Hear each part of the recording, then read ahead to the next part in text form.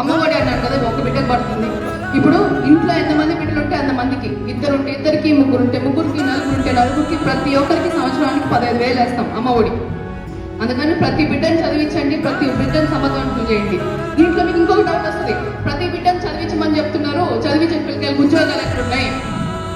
ఎక్కడున్నాయి మా ఉద్యోగాలు? బెంగళూరులో, హైదరాబాద్లో, చెన్నైలో, ఇంకెక్కడో ఉద్యోగాలు ఉన్నాయి. కానీ మన రాష్ట్రంలో ఎక్కడైనా ఉద్యోగం ఉందా చదువుకున్న పిల్లకాయలు పోయేదానికి?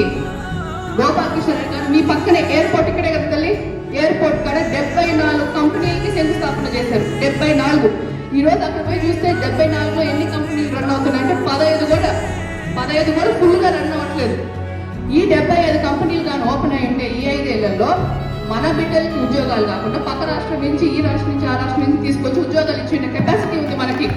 దాన్ని వదిలేసి చిన్న పనికి పెద్ద పనికి బీహార్ వాళ్ళు, ఒరిస్సా వాళ్ళు, అక్కడ